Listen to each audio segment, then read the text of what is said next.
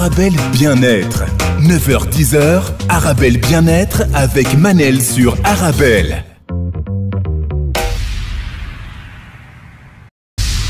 Une nouvelle semaine, contente de te retrouver, très contente. Bonjour à toi qui m'écoutes là où tu es, c'est Manel. Je t'accompagne en direct chaque matin pour 1 heure de vitamine de 9 à 10 heures. Notre rendez-vous quotidien 100% bien-être est là pour te tirer vers le haut et t'aider à devenir une meilleure version de toi-même. Avec mes invités, chaque jour on s'amuse, on apprend et surtout on pratique pour aller de l'avant. Un coucou à celles et ceux qui nous suivent sur le site arabelle.fr.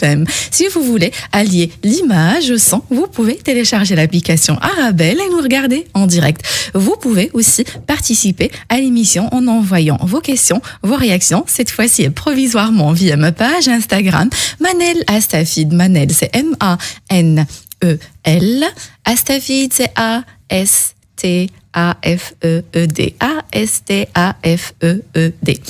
Aujourd'hui, je reçois Madame Soraya Lid, consultante en bien-être mental. Lundi passé, on avait commencé un sujet qu'on n'a pas su terminer. Qu'est-ce qui détruit un couple? Qu'est-ce qui mène le couple vers une voie sans issue? Les signes que tout va mal, que faire pour l'éviter? On se retrouve juste après la pause. Et on se retrouve pour notre rendez-vous quotidien 100% bien-être 9-10 heures sur Arabelle. Aujourd'hui, je reçois coach Soraya Lid qui est sur place à Bruxelles. Qu'est-ce que ça me fait plaisir de vous revoir, Soraya. Bonjour Manel, comment vous allez? Ça va? Ça me fait plaisir, très plaisir, enfin. Merci. J'ai pris un avion, un bus, un tram, un taxi pour arriver jusque chez vous. Mais merci la technologie, mais je préfère vous avoir sur place, Soraya. Exactement, ça c'est vrai, c'est beaucoup plus agréable. Alors aujourd'hui, on va parler de couple. La semaine passée, le lundi, on avait commencé un sujet qu'on n'a pas su terminer vu qu'on avait reçu beaucoup de questions. Alors, qu'est-ce qui mène le couple vers une voie sans issue? Les signes que tout va mal, que faire pour l'éviter? Soraya, tout d'abord, j'ai envie d'avoir de vos news. Dites-moi. La vie est belle. Oui, la vie est belle quand on apprend à essayer de la comprendre. Qu'est-ce que vous avez compris? Dites-moi. J'ai compris qu'on peut pas changer les autres. J'ai compris qu'on peut pas éviter les mauvaises nouvelles. Mais qu'on peut apprendre à les recevoir. Très important. Apprendre à les transformer. Un peu lâcher prise, on va dire. Apprendre à fabriquer du miel. Apprendre à fabriquer du miel. Apprendre à être une abeille. Exactement. Je pense que c'est le secret de la vie. Soyez une abeille, vous serez heureux. Alors Soraya, c'est un sujet interminable. Vous ne pouvez pas imaginer le nombre de questions que j'ai reçues sur les réseaux sociaux. Dès que je l'annonce, ça fuse. Et donc moi, j'ai envie de vous poser une question tout d'abord, Soraya, puisque vous faites aussi du coaching. Soraya Lid, vous êtes aussi présente sur les réseaux sociaux, sur Instagram. Votre compte, c'est Soraya, S-O-R-A. Y-A, Lid, c'est R-H-L-I-D. Soraya, qui viennent consulter le plus quand il s'agit de problèmes de couple, les femmes ou les hommes? Alors, les femmes sont beaucoup plus demandeuses. Demandeuses de quoi? Demandeuses de conseils. Mais les hommes sont plus preneurs d'action. Alors, qu'est-ce que vous voulez dire par là? Expliquez-moi. Ce qui m'attriste, vraiment, ce qui m'attriste... Non, je ne sais pas si ça m'attriste. Oui, c'est triste. J'ai le droit d'être triste? Oui, allez. Moi aussi, je suis triste. Soyons fous, soyons tristes aujourd'hui. Soyons tristes un lundi. C'est que j'ai l'impression que les femmes ont peur de résoudre leurs problèmes. Ont peur de résoudre leurs problèmes? Oui, on dirait qu'elles ont peur d'aller mieux. C'est-à-dire qu'elles viennent vers moi, elles posent des questions, et puis quand on leur dit en fait que tout peut s'arranger, en fait, elles ont peut-être peur de tout perdre. J'ai l'impression que la femme a peur d'avoir confiance en elle. Vous savez, il y a une femme qui m'a dit « Oui, mais si je commence le coaching, je vais divorcer. » C'est quoi le lien? Il y a une fausse croyance qui dit que les femmes pensent que si elles ont confiance en elles, que si elles sont fortes, que si elles osent... partir. Qu'elles vont partir, exactement. Donc elles n'ont pas peur de résoudre leurs problèmes, mais elles ont peur que quand elles reprennent confiance en elles perdent leur mari peut-être. Par exemple, voilà. Elles ont peur peut-être, vous savez quoi?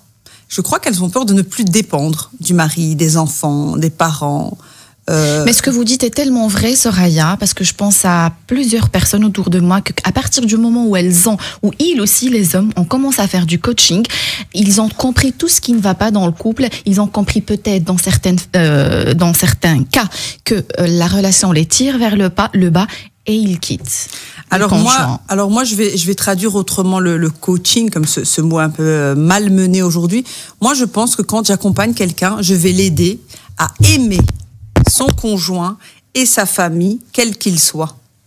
L'amour inconditionnel. Voilà, c'est-à-dire qu'il va apprendre, en fait, en ayant confiance en soi, on va apprendre à comprendre les autres, tout simplement. Donc, je vais beaucoup moins m'emporter si mon mari m'insulte, beaucoup moins m'emporter si mon fils ne m'écoute pas, parce que j'ai appris à les comprendre. Donc, le fait d'avoir confiance en soi, c'est un appel national et international. International.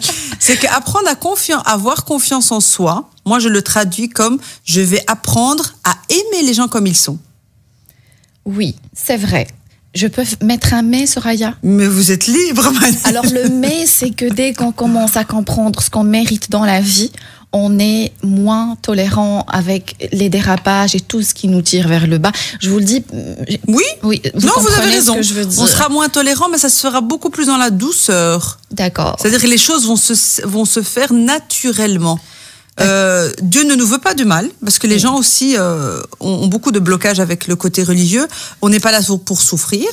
D'accord? Et si je dis bien si et seulement si, pour ceux qui ont été au cours de mathématiques, si et seulement si quelqu'un doit un petit peu diminuer sa présence dans votre vie, ça se fera naturellement. D'accord? Les choses se font naturellement. Les amis d'enfance, les collègues, comme on dit, nos routes se séparent. Je pense que ça vous est tous arrivé dans votre vie, où on a été très, très, très, très proche avec quelqu'un. Une amie, on va prendre le cas d'une amie. Et puis j'ai envie de dire du jour au lendemain, ça m'arrive encore maintenant, en quelques semaines, je me dis waouh, quoi. Avant on s'appelait 3-4 fois par jour, et puis là, vraiment nos chemins se sont séparés.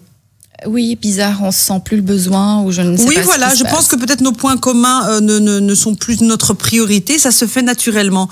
Donc n'ayez pas peur d'avoir confiance en vous, les gens vont rentrer dans votre vie naturellement, et les gens vont sortir ou en tout cas être moins présents.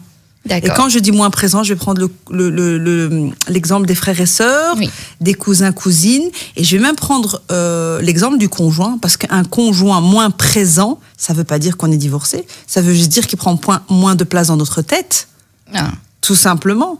D'accord. Soraya, en préparant cette émission, j'ai beaucoup lu, d'accord? J'ai lu le témoignage d'un thérapeute qui disait que ce qui explique que la plupart du temps, les gens quand ils arrivent au coaching ou la thérapie du couple se séparent, c'est qu'ils viennent souvent quand c'est trop tard.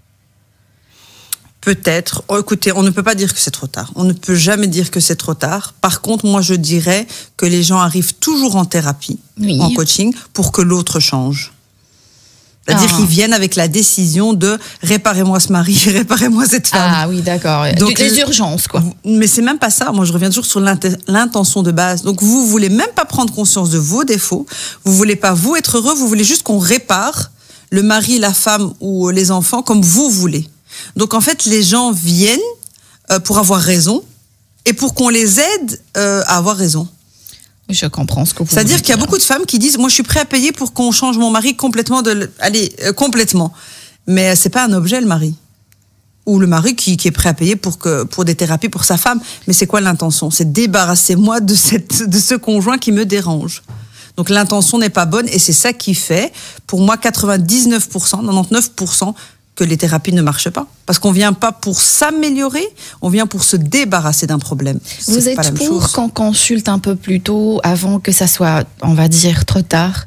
Oui. Alors moi, ce que je fais beaucoup dans mon compte Instagram, j'essaye d'apporter une nouveauté dans cette histoire de coaching et de thérapie, c'est que je dis aux gens, si vous voulez être accompagné, dites-moi quel est votre besoin. Et je fais gratuitement quoi? Je les aide déjà à poser la bonne question. Donc, déjà, il y a plusieurs vidéos sur votre compte Instagram qui sont postées pour tout le monde. On peut s'améliorer sans avoir une crise de couple ou un problème avec les autres. Exactement. Oui. Déjà, il faut vouloir s'améliorer sans attendre la crise.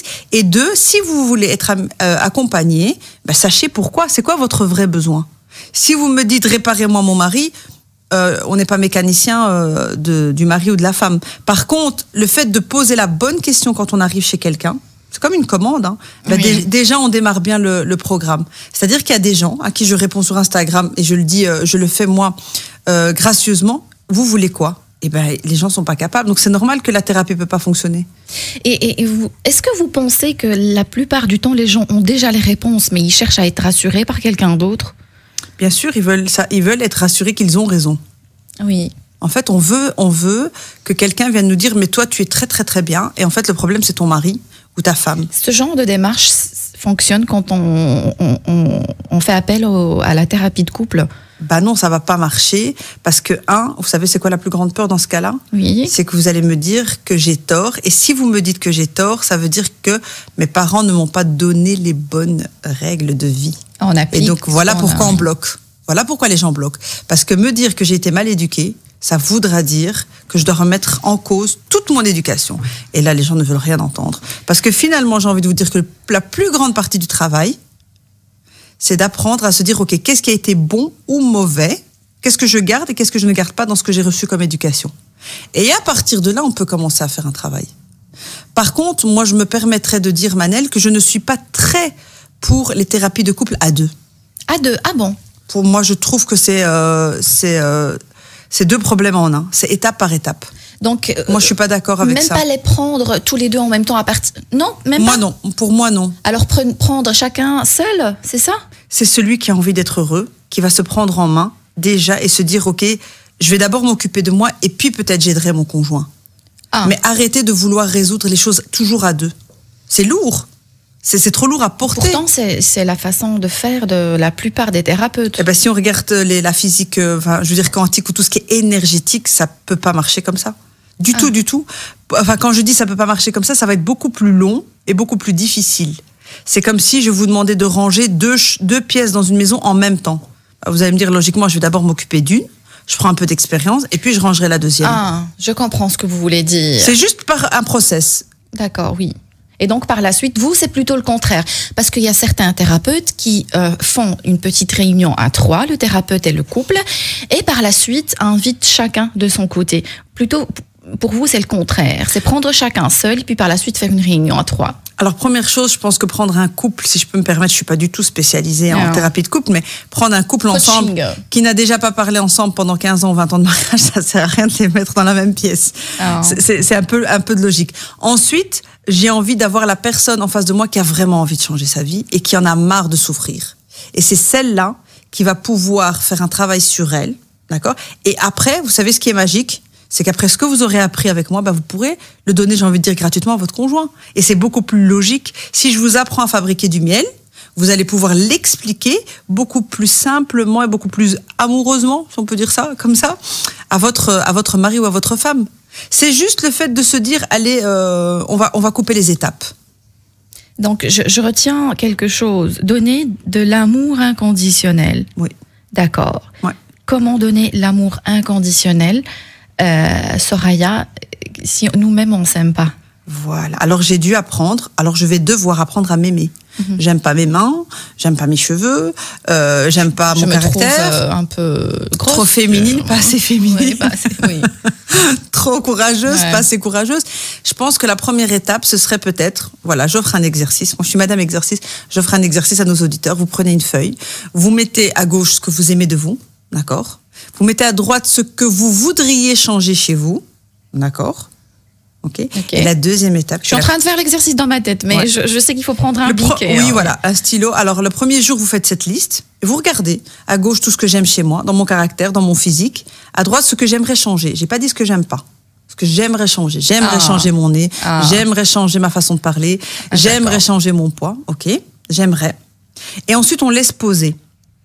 Le cerveau, c'est vraiment comme un pot comme une casserole. Il faut laisser poser. Et le lendemain, vous revenez vers cette liste et vous dites, voilà, ça c'est moi aujourd'hui et je vais déjà commencer par m'accepter comme je suis, d'abord. Accepter le côté j'aimerais changer ? Oui, d'abord. Parce que j'ai envie de vous dire, et si vous ne changez pas de caractère, on fait quoi ?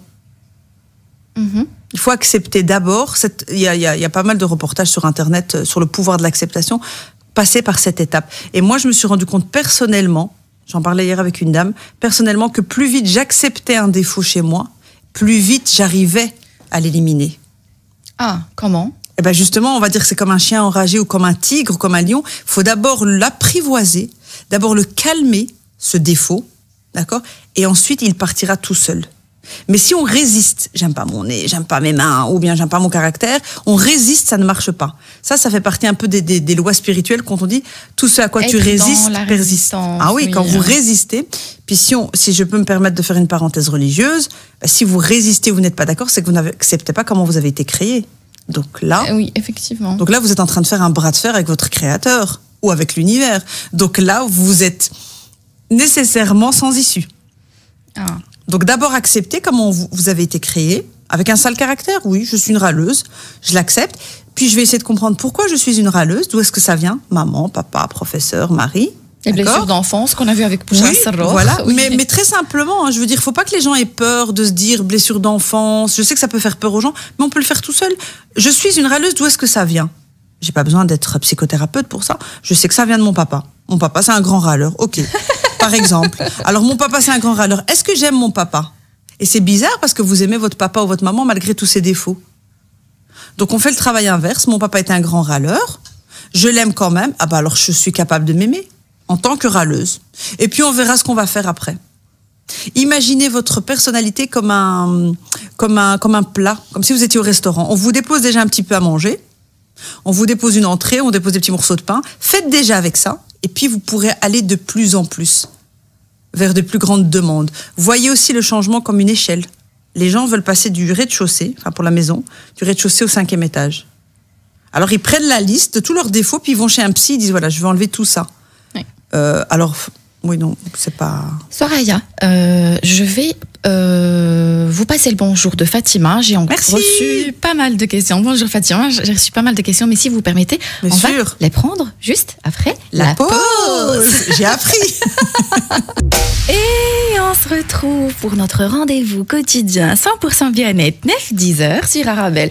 Aujourd'hui, je reçois Soraya Arlid, coach Soraya Arlid, qui est avec moi à Bruxelles. Vous imaginez, elle a pris l'avion, le bus, le tram pour venir assister à l'émission. Qu'est-ce que ça me fait plaisir de la voir sur place. Plaisir. Merci Soraya. Aujourd'hui, on parle de couple. Qu'est-ce qui mène le couple vers une voie sans issue? Les signes que tout va mal, que faire pour l'éviter, Soraya? J'ai reçu un message de Nada qui demande les signes que tout va mal. Est-ce qu'on peut lui résumer? Parce qu'on a déjà parlé de ça la semaine passée. Puis, si vous permettez, je vais faire un petit résumé d'un message que j'ai reçu. Je vous écoute, Soraya.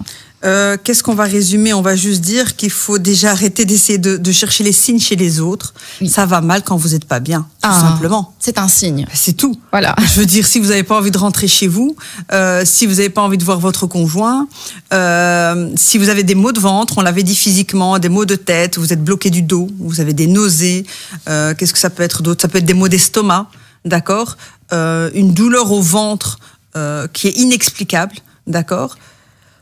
C'est un signe. Donc, votre corps vous parle, d'accord? Il y a quelque chose qui vous plaît pas. Et en général, qu'est-ce qui se passe? C'est que vous n'avez pas la vie que vous voulez, d'accord?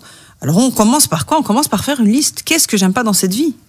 Oui. D'accord? On commence par ça, déjà, parce que râler pour râler, ou être fâché pour être fâché, ou divorcer pour divorcer, non plus, c'est pas bon. Donc, l'erreur que font les gens, c'est qu'ils veulent être heureux ou divorcer. Ils ne veulent pas faire le travail d'être heureux. Ah.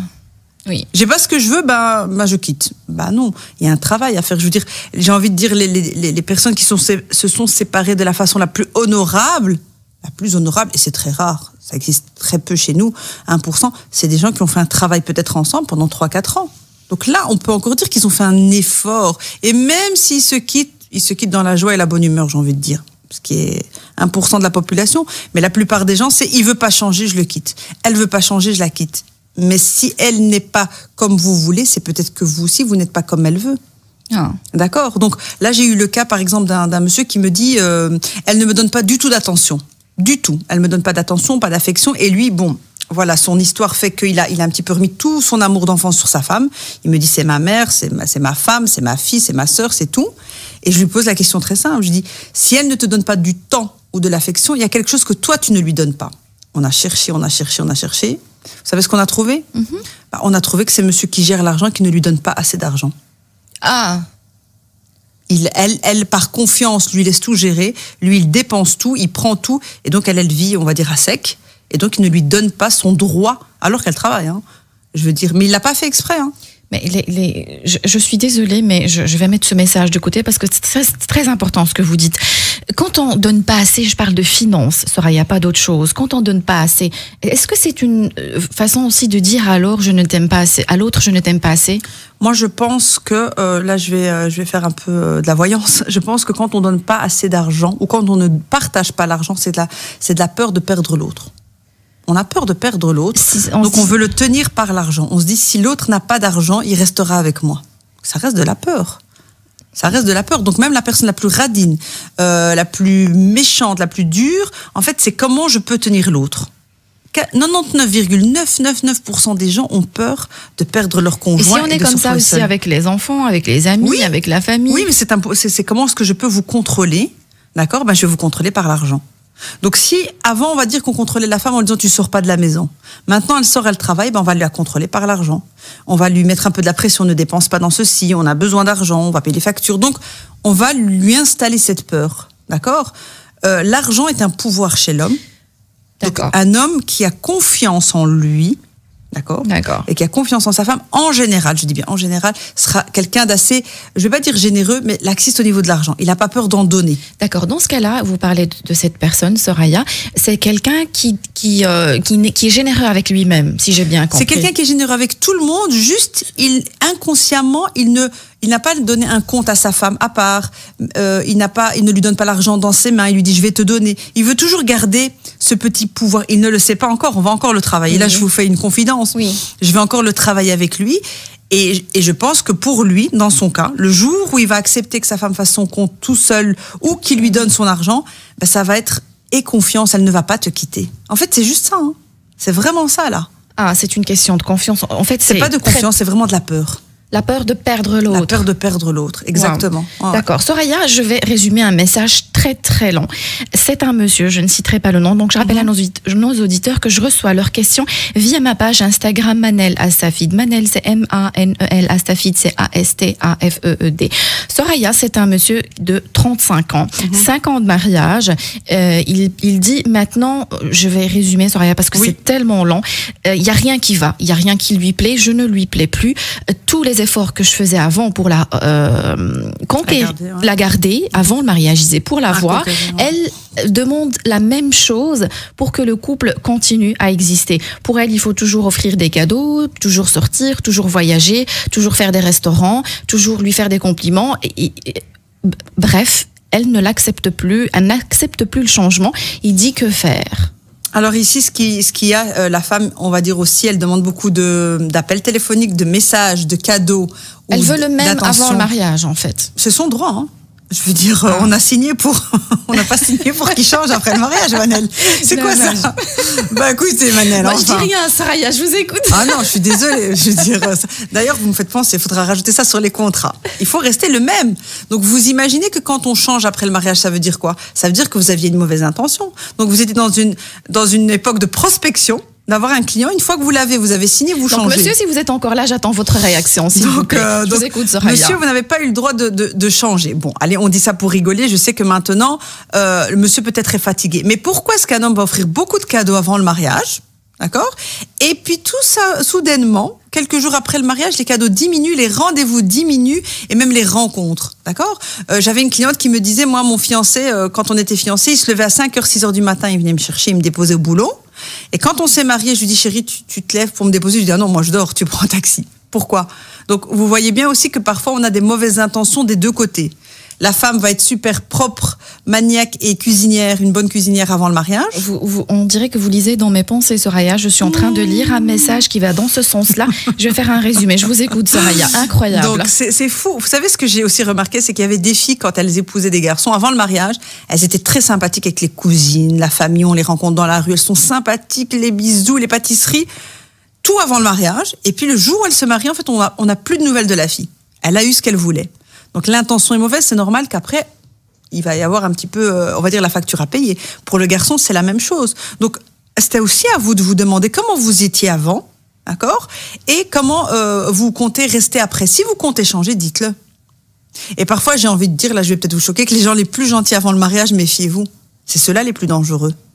Ah oui, je vous rejoins, Soraya. Le bouquet de fleurs, le cadeau, le SMS, il vous envoie le taxi, vous payez les factures, il vient vous chercher à 5h du matin. C'est pas un être humain, là, il est en train de faire il pousse à bout. Oui. Il va pas tenir jusqu'à mes 80 ans comme ça. Il y a quelque chose de pas clean. Donc les gens trop gentils aussi, et vous aussi faites attention de pas être trop gentil pour vouloir quelque chose. Montrez-vous comme vous êtes tout simplement. Oui, voilà. Alors pour le monsieur, rapidement, qu'est-ce qu'il y a? La dame a besoin de beaucoup d'attention et de cadeaux parce qu'elle n'a pas confiance en elle, elle a peur de perdre son mari. La femme, nous on est un petit peu plus compliqué que les hommes, on a besoin d'être rassuré tous les jours.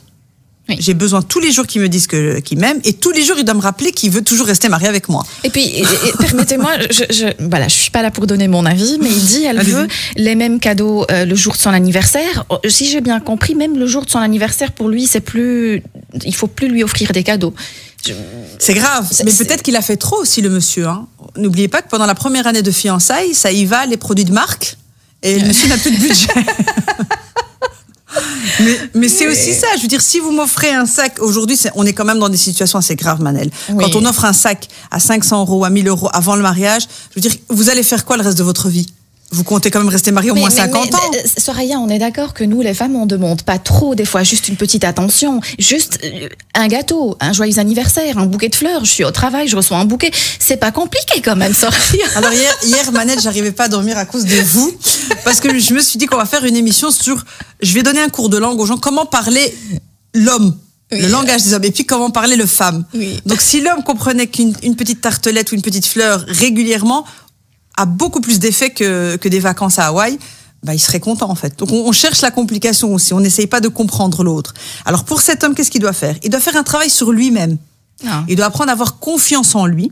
D'accord? C'est un travail, un petit peu. D'accord? Il va apprendre à se connaître, à s'apprécier. Quand il aura confiance en lui, par effet miroir, j'ai déjà parlé de la théorie du miroir, par effet miroir, c'est énergétique, elle va commencer à avoir confiance en elle et va commencer à demander de moins en moins. D'accord? Je n'ai pas besoin que mon mari m'offre des cadeaux si je sais ce que je vaux, que j'ai pas peur de le perdre et que je sais que si je veux quelque chose, je peux le lui demander. Donc, c'est un processus à suivre. J'ai un message de Nadia, je tiens à vous le lire, il est super chouette. Comme toujours, rendez-vous à 9h. J'adore les conseils de Soraya, son naturel et sa manière de dédramatiser. J'aurais aimé la rencontrer avant mon divorce. Merci pour vos émissions. Pas grave. J'ai peur, c'était Nadia. J'ai peur que vous regrettiez votre divorce quand elle dit j'aurais aimé la rencontrer avant le divorce. C'est pas grave. Du passé. C'est pas grave. Il faut se dire il n'y a pas d'hasard. Oui. Deux, que Dieu ne se trompe pas. Exact. D'accord. Exact. Et que 3, peut-être ce divorce, ce sera une étape pour elle pour revenir peut-être vers son mari, peut-être, mais avec un grand travail qu'il faut faire sur soi. D'accord? D'accord. Soraya, vous avez parlé de quelque chose de très important suite au message de monsieur. Donc, j'attends sa réaction. J'espère qu'il va réagir à ce que vous venez de dire. On parle de romantisme. Aussi, en préparant cette émission, j'ai lu que des fois, on néglige l'importance du romantisme. Tous ces clichés qu'on voit, les tables avec des fleurs rouges et une bougie, un dîner, ces clichés peuvent vraiment aider le couple à aller mieux. Qu'est-ce que vous en pensez? Le bouquet de fleurs dont j'ai parlé qu'on reçoit au travail ou chez nous à la maison, malgré le fait que c'est trop cliché, qu'il y en a qui ne l'acceptent pas, ils te disent je peux lui prouver que je l'aime, mais avec des actes, pas besoin de bouquet de fleurs, de dîner, de cadeaux, de surprises, de voyages. Qu'est-ce que vous en pensez? Alors moi je dirais que j'attends qu'une seule réponse. Des fleurs. J'attends qu'une seule réponse, Soraya, j'attends pas autre chose, s'il vous plaît. Non, mais oui, c'est bien le romantisme. Mais franchement, Manel, est-ce que vous allez pouvoir être romantique toute votre vie? Engagez-vous dans quelque chose que vous allez pouvoir tenir, d'accord? Alors, on va partir sur le romantisme qui est le plus efficace, le moins cher et le plus rentable. C'est les petits gestes au quotidien et les petites paroles, d'accord? Mais c'est des petits gestes aussi, ça? Oui, d'accord. Mais ce que je veux dire, c'est que pourquoi est-ce qu'on commence pas par le début, d'accord? C'est parfois c'est un petit mot ou bien je t'ai ramené ton dentifrice préféré, ou il y a une dame, c'était un film, qui disait mon mari me manque pour une chose. Un acte romantique qu'il faisait pour elle tous les soirs, c'est qu'il préparait sa brosse à dents avec le dentifrice dessus. C'était un geste simple, Mais au bout de 80 ans de mariage ou 60 ans de mariage, je m'en souviens plus, voilà ce qu'il a touché. Ça veut dire que tous les jours, il avait une pensée pour elle. D'accord ? Les gens ne veulent pas revenir sur des petits actes simples et qui ne demandent pas d'effort. Parce que n'oubliez pas qu'on veut avoir raison. Je veux que mon mari m'offre un grand bouquet de fleurs. Et plus il sera grand, et plus ça prouve qu'il m'aime. Donc, on met aussi la pression sur l'autre. D'accord ? Donc, s'habiller en rouge, les fleurs, ok. Mais il y a des petites choses qui peuvent faire plaisir. Mon petit pain aux olives, mon petit croissant à la crème. Le fait que vous vous en rappeliez, je trouve ça magnifique. Donc le romantisme, ce n'est pas nécessairement dans le matériel, c'est aussi dans les pensées. Par exemple, j'ai pas acheté la crème, je dis n'importe quoi, le beurre au lait entier, j'ai acheté le lait demi-crémeux parce que je sais que t'aimes pas ça. Je trouve ça adorable. Mais moi, j'ai eu une dame, au bout de 15 ans de mariage, elle me dit, mon mari, je lui dis que je n'aime pas ce lait et il me ramène le même. Ben voilà pourquoi ça a commencé les problèmes. Waouh. C'est simple, c'est juste le lait, vous m'écoutez pas. Mais oui, mais donc écoutez votre femme. Comment vous expliquez qu'après 10 ans de mariage, vous n'êtes pas capable de savoir ce qu'elle veut? Si moi j'adore les livres, vous pouvez m'acheter un livre, ça coûte 2 € chez Pêle-Mêle. Ça coûte 2 €, mais vous compliquez les choses à acheter un super grand sac de marque, alors que je vais peut-être pas le mettre dans la couleur que je n'aime pas, mais ça fait 10 ans. Mais Soraya, celui qui n'offre pas un livre, il n'offre pas un sac, je vous le dis. Hein. D'accord, mais cherchez à faire simple, ne cherchez pas à impressionner. Monsieur, il a réagi. Je vais m'énerver maintenant. Monsieur, il a réagi. Il dit non, je ne reviendrai pas comme j'étais, je ne ferai pas d'effort, c'est du bidon. Tout ce qui est romantisme et cadeau, pourquoi le faire? Ok, c'est du bidon, il n'y a pas de problème, c'est son droit. Alors il doit épouser une femme qui n'a aucune attente, mais il faut en discuter. D'accord ? Il faut en discuter avant le mariage. Alors, un des problèmes du mariage... Mais alors, tout simplement, ne le faites pas avant si vous trouvez que c'est du bidon. Mais parce que l'intention était mauvaise, Manel. Fallait pas le faire, monsieur, avant. Fallait pas le faire avant. L'intention était mauvaise. Là, je commence aussi à m'énerver, Soraya. Je m'énerve. Monsieur, alors pourquoi vous l'avez fait avant le mariage si c'est pas votre façon d'être? Pourquoi? Si c'est juste pour la... On va s'énerver. Non, mais on s'énerve, là. Je suis désolée, monsieur. Pourquoi vous emmenez vos femmes en lune de miel en République dominicaine? C'est pour qu'elles finissent le reste de sa vie dans la cuisine. Ben oui. C'est normal que ça fait un choc. Voilà, j'en perds les mots, là. Voilà. Mais oui, mais moi, j'ai vu beaucoup de lunes de miel qui se sont fait à l'autre bout de la planète, 20 heures d'avion. Voilà, je l'impressionne, mais après, je veux plus l'entendre. Et donc, après, la femme termine le reste de sa vie dans la cuisine. Mais c'est normal que ça fait un choc. Tandis qu'il faut monter tout doucement, étape par étape. Il faut avoir cette patience. Et à la limite, la République dominicaine, ça se fait après 15 ans de mariage. Là, il y a une logique. D'accord? Mais Bruges, c'est très beau. Venise, c'est très beau. Là, on est énervé. Non. Je crois qu'on doit prendre une petite pause, Soraya. On va prendre une pause, on va se calmer, on va se retrouver juste après la pause. Stop le romantisme. Et on se retrouve pour notre rendez-vous quotidien 100% bien-être, 9-10 heures sur Arabelle. On a dû prendre une petite pause avec Soraya parce qu'on était tellement énervés, on voulait pas vous transmettre notre énergie négative. Monsieur, il était... Qu'est-ce que vous voulez que je vous dise? Très énervant. Donc Soraya, c'est pas que le problème de monsieur, mais que ça soit homme ou femme, s'il vous plaît, soyez comme vous êtes même avant le mariage. Ça sert à rien, comme Soraya a dit, en faire des tonnes et des tonnes, impressionner, et puis une fois dans la poche, ouf, voilà. Une fois dans la poche, c'est grave hein, de se dire ça. Oui, Soraya, c'est ce qu'ils disent. Une fois dans la poche, je ne fais plus d'efforts, elle partira pas. Et il ne partira pas. Mais personne n'est acquis. Personne sur Terre n'est acquis. Dès qu'on commence à comprendre qu'on mérite mieux, on part, que ça soit homme ou femme. Ne l'oubliez jamais. Mais on a reçu aussi une éducation, Soraya, surtout chez nous, dans notre culture. Prendre soin, la patience pour préserver à n'importe quel prix le couple. Mais sachez que ça ne dure pas toute la vie. Soraya, j'ai reçu un message, je ne citerai pas le nom. Salam Manel, j'espère que tu vas bien. J'ai une question par rapport à mon couple. Je suis mariée depuis 5 ans. Petit à petit, mes sentiments diminuent, touchent le fond, dû à un manque de respect et plusieurs mensonges pour des bêtises parfois et parfois pour des choses plus graves. J'ai eu plusieurs discussions avec lui et c'est justifié. Attendez, parce que là, la phrase, j'ai pas compris. Donc, c'est pour protéger sa famille. C'est-à-dire, moi et les enfants. À ce stade, je sais pas si mon couple est récupérable. Ce qui me retient, c'est surtout mes enfants qui sont en bas âge. Soraya, les mensonges. Toujours la même histoire. Alors, je vais me permettre une petite parenthèse sur je ne suis pas du tout islamologue ou arabologue ou spécialiste de la langue, mais il y a un mot aussi qui m'énerve au niveau de la traduction, c'est sabr. Je ne le traduirai pas. Et d'ailleurs, dans certains Corans français, on ne le traduit pas par patience. C'est très très important. Très grave. Comme m'a dit un monsieur, Très, tu très te grave. permets de changer la traduction? Oui, je vais me permettre. Il y a le mot endurance. Et c'est complètement différent. L'endurance, ça veut dire que tous les jours, je vais mettre de l'eau dans ma plante et tous les jours, je vais attendre qu'elle pousse ou pas. Alors, répétez, c'est très important. Alors, s'il on vous ne plaît, parle Soraya. sabar. Oui. Ne le prenez pas comme de la patience. Je reste assise et j'attends. Mais c'est ce qui se passe, Soraya. Par contre, on va le traduire par endurance. Ça veut dire tous les jours faire quelque chose, en tout cas régulièrement faire quelque chose et attendre des résultats. C'est comme si vous allez essayer une recette et tous les jours vous allez changer un ingrédient et tous les jours vous allez espérer un résultat différent. Vous avez le droit d'attendre un résultat si vous faites quelque chose. Donc, s'il vous plaît, changez ce mot de sabar pas par patience, mais plutôt par endurance. Qu'est-ce que j'ai fait aujourd'hui pour que mon couple aille mieux? D'accord. Soraya, pour répondre à notre auditrice, Madame, oui. Elle parle de mensonge. Soraya, je Oui. vous avoue, le mensonge, ça fait souffrir. Oui, d'accord. C'est beaucoup de souffrance. D'accord. Alors, dans un couple, il y a 3 choses. Il y a 3 éléments. Première information. Il y a la femme, d'accord? Il y a l'homme et il y a la relation. Oui. D'accord? Pourquoi est-ce que Manel, vous êtes une personne, on va dire, positive, agréable? Pourtant, il y a des personnes avec qui vous vous entendez et des personnes avec qui vous vous entendez pas, avec qui ça passe pas. Oui. D'accord. Est-ce que ça veut dire que le problème, c'est vous? Non. Oui. C'est le mixage des 2 personnes qui peut ou pas fonctionner. Oui. Donc, la première chose, c'est que le problème, d'accord, c'est, il faut d'abord, arranger. Attention, j'ai mon fil qui est. Vous parlez de compatibilité, Non, pas Soraya? de compatibilité. D'abord, je dois moi me connaître. Donc, connaître le premier ingrédient de la recette, c'est moi. D'accord. D'accord. Ensuite, je vais aller analyser le deuxième ingrédient, c'est la relation. Quel type de relation je veux. Et ensuite seulement, je vais m'inquiéter de mon conjoint. Alors, la dame va me dire que ça a l'air un petit peu long. C'est pas long parce que dès le début, on a des résultats rapides. Donc, je propose à la dame de reprendre une feuille et un stylo et de se dire, OK, moi d'abord, qui est-ce que j'étais avant de me marier? Quel type de fille j'étais?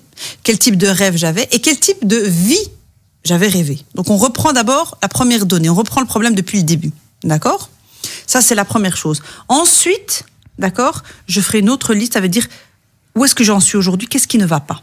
D'accord? Déjà, le fait de savoir exactement qu'est-ce qui ne va pas. Et ensuite, quand on sait ce qu'on veut, d'accord, on va mettre les priorités. Qu'est-ce qui, pour moi, est prioritaire? D'accord? Est-ce que pour moi, c'est grave si mon mari ne me dit pas avec qui il était au téléphone? Je vais le noter sur une feuille, que ça me dérange. Et comment elle se comporter avec un homme qui ment? Mais d'abord, vous voyez, vous se comporter avec l'autre, on est déjà à la 3e étape du process. D'accord. D'abord soi-même. D'accord. D'abord qui j'étais, qu'est-ce que je veux et qu'est-ce qui ne va pas aujourd'hui. Ça peut prendre une semaine de travail, ça peut prendre un mois. Qu'est-ce que je veux vraiment de cette vie? Avant de vous plaindre, avant de dire ce qui ne va pas, qu'est-ce que vous voulez? Mais personne ne sait ce qu'ils veulent. Ils veulent juste que les autres vont bien. Donc, on est aussi un petit peu dans du despotisme. On est le grand roi, là, le pharaon. Moi, je veux que tout s'arrange. Mais d'abord, qu'est-ce que vous voulez? D'abord, qui vous êtes? Peut-être que vous, Manel, vous voulez un homme qui mange 3 fois par jour parce que vous aimez avoir 3 repas. Moi, je rêve d'un homme qui dîne que le soir, par exemple. Mais est-ce qu'il y a quelqu'un qui se pose ce genre de questions, de dire qu'est-ce que moi je veux? Pour pouvoir après voir. Et si je tombe sur un mari qui dîne 3 fois par jour, je dis n'importe quoi, eh ben je vais savoir quel est mon objectif du mois. D'accord. Et c'est de l'amener vers ce que je veux. Là, Soraya, c'est plutôt, c'est un peu autre chose. Ça, c'est les habitudes au quotidien. Elle parle d'une relation qui devient très compliquée. Elle a résumé son problème en mensonge. C'est pas, on va pas se dire, eh ben moi je voulais pas un homme qui ment pas, et mais alors lui il ment, il faut l'accepter comme il est. D'accord, non. Alors, qu'est-ce qu'elle peut avoir avec lui comme... C'est pas avec lui, il faut oublier l'autre. Et donc avec elle-même. Pourquoi est-ce qu'il ment? Est-ce qu'il a peur? Est-ce que moi je lui cours trop après? Est-ce que je le surveille? Est-ce que je le contrôle trop? D'accord? Un homme, par définition, mes amis hommes me le disent, on ment parce que vous nous cassez la tête avec vos questions. Point à la ligne. On ment pour ça. Moi, j'ai un ami avec qui je m'amuse à lui poser toutes les questions possibles et imaginables. Il me dit, ne me pose pas de questions, enfin on fait des simulations, ne me pose pas de questions quand je rentre à la maison. Ne me dis surtout pas où est-ce que tu étais ou pourquoi tu as tardé. Alors on le prend comme une attaque. Il me dit, ne cherche pas à comprendre, nous fonctionnons comme ça. D'accord? Lui, il fonctionne comme ça. Parce qu'il y a des hommes, j'ai déjà reçu un message la dernière fois, moi ça me dérange pas qu'elle me demande où est-ce que j'étais. D'accord, mais tant mieux. Puisque je sais où voilà, il dit, ça me... Voilà. Bien sûr, même nous, on est juste en train de dire qu'il faut essayer de comprendre l'autre. Est-ce que cette femme s'est assise avec son mari et lui a dit, chérie, qu'est-ce qui te dérange chez moi? Moi, j'ai une dame qui voulait divorcer. Je lui ai demandé de faire ce travail. Elle n'a pas voulu le faire. Son divorce, elle n'a qu'à l'assumer. Elle n'a pas voulu s'asseoir avec son mari et lui dire, qu'est-ce qui te dérange chez moi? Elle n'a pas osé. Elle savait. J'ai une réponse de madame. Les mensonges portent plutôt sur ses responsabilités, c'est-à-dire niveau financier, facture impayée, alors qu'il m'a dit c'est fait. Mais oui, mais je sais. Mais alors maintenant, il faut voir qu'est-ce qui provoque ces mensonges. C'est-à-dire que est-ce qu'il gaspille son argent dans autre chose? Est-ce qu'il a une addiction? Oui. Est-ce qu'il fréquente des copains? Est-ce qu'il donne l'argent à sa belle famille, à sa famille plutôt? Donc il faut chercher le problème, il faut décortiquer. Mais là, je comprends tout à fait sa souffrance. Bien Soraya, sûr, bien sûr. Mais moi, j'ai envie de vous dire, est-ce que vous allez le changer, le mari, du jour au lendemain? Non, il changera pas. Voilà. Même les mensonges. Alors une fois, j'avais. Alors c'était qui? Alors c'était Arnaud Rio. Voilà. Arnaud Rio, il avait dit, le monde change, l'univers change. Pourquoi vous dites l'être humain ne change pas? Soi-même. Manel, oui. Oui, voilà, soi-même. Voilà. Soi-même. Voilà, c'est ce que vous. Voilà, exactement, Soraya. Très important ce que vous dites, soi-même. Mais je reste persuadée que quand on a tendance à mentir pour rien, je ne pense pas qu'un jour viendra que vous arrêtiez de mentir. Je sais, mais commencez par vous-même. Est-ce que vous avez fait un travail sur tous vos défauts pour demander à l'autre? En plus, cette dame qui envoie le message, elle est déjà à un niveau de conscience plus élevé que son mari. Oui. Donc déjà, si vous avez pris conscience que vous voulez aller mieux, vous êtes déjà un peu plus intelligente, éveillée que votre mari. Donc ne demandez pas, c'est comme si vous demandez à votre enfant de réparer la relation que vous avez avec lui. C'est vous la mère. La femme, c'est la même chose, ou l'homme. Donc, il y a quelque chose que vraiment, c'est un appel international, interplanétaire, c'est vous qui devez d'abord changer. Vous, qu'est-ce qui va pas chez vous? Quand vous vous sentirez mieux, vous accepterez plus facilement les problèmes du conjoint et vous aurez plus de force pour les régler. Alors elle dit, par rapport aux factures, je ne sais pas s'il n'a pas les moyens, s'il a peut-être honte de dire j'ai pas les moyens pour les faire, il a envie d'être à la hauteur, il l'est pas, vis-à-vis de vous, je ne sais pas, comme vous dites. Confiance, il a peut-être pas confiance en sa femme, il y a aussi l'ego.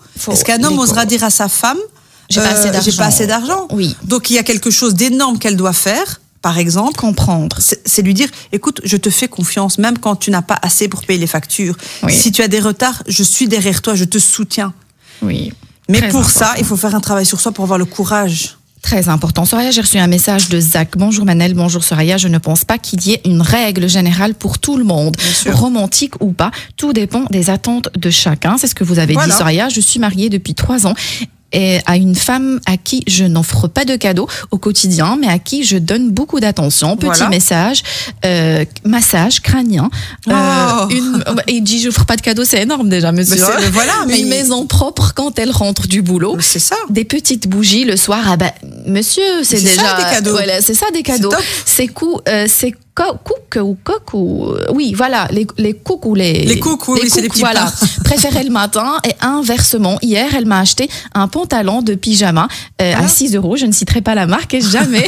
Et j'étais aux anges. Pourtant, on fait... Voilà. Mais oui, monsieur, un pantalon à 6 €, c'est magnifique. Un massage crânien, c'est déjà un cadeau. Tout ça, c'est des cadeaux. Donc, c'est aussi du romantisme. On va remplacer le mot cadeau, on va l'enlever, on va mettre geste. Des gestes. D'accord. D'accord. Il y a des femmes qui ne sont pas intéressées, comme je dis, par les sacs ou les chaussures de marque. Donc, ne lui apportez pas ça. Écoutez l'autre et regardez ce qu'il a besoin. Ça peut être préparer une tasse de café, une tasse de tisane le soir avant d'aller au lit. Donc, on va parler de gestes.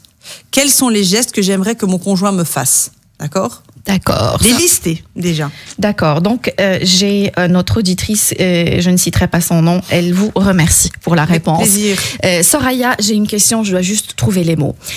Est-ce que tout ce qui tue l'amour tue la séduction et le contraire? Il y a une différence entre séduction et amour. L'amour, c'est l'amour, c'est un peu l'affection qu'on a au quotidien. La séduction, c'est la relation intime. Je ne sais pas si vous avez compris ce que j'ai envie de dire. Alors moi, je dirais que la séduction, c'est le travail qu'il faut faire, enfin le travail, l'effort qu'il faut faire au quotidien. Oui. Et même après 50 ans de mariage.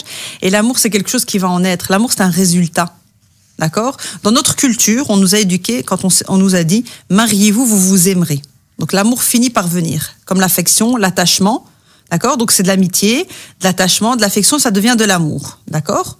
Ma grand-mère était folle amoureuse de mon grand-père, pourtant ils se sont pas vraiment connus avant le mariage. D'accord? C'est né de leur attachement.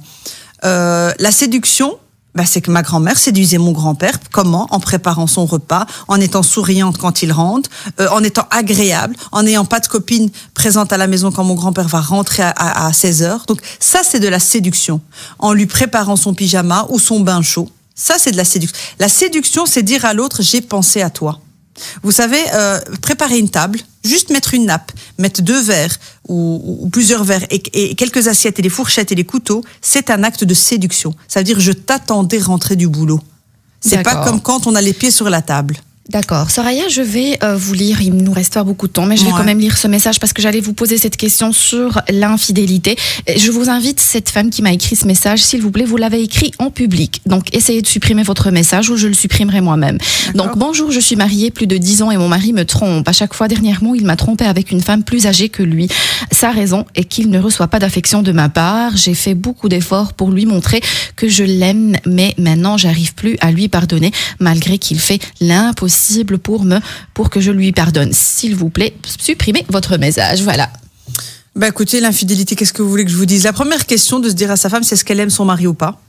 Et la deuxième chose, c'est est-ce qu'elle a envie de rester avec lui et de faire tout ce qu'il faut pour réparer ce qui est cassé. Tout est réparable. Tout est réparable. Tout est réparable. Et ne surtout pas écouter les avis des autres. Voilà. Moi, vous pouvez tout oublier. Quand on aime quelqu'un, vous savez ce qu'un jour une dame m'a dit? Elle m'a dit, mon mari ne m'a pas trompé. Il s'est trompé. Magnifique, on peut terminer l'émission. Et surtout à cette femme, n'écoutez pas toutes celles qui vous disent non, à votre place, je l'aurais quitté. Non, pas nécessairement. Non, c'est votre amour qui fera la différence. Exactement, et ça dépend aussi s'il a la volonté de de réparer. Exactement. S'il n'a pas la volonté de faire des efforts. Partir pour partir, c'est pas bon. Exactement. Soraya, je vous remercie infiniment d'avoir accepté. J'étais ravie aujourd'hui. Merci à nos auditeurs. Je tiens à m'excuser auprès de ceux à qui je n'ai pas pu répondre aux questions. On arrive à la fin de cette émission. Merci de nous avoir écoutés. J'espère que vous avez eu votre dose de vitamines. N'oubliez pas que le bonheur vous rend plus belle et plus beau. Fréquentez les gens heureux. Le bonheur est contagieux. Rendez-vous demain 9h sur Arabelle. Arabelle Bien-être. 9h-10h, Arabelle Bien-être avec Manel sur Arabelle.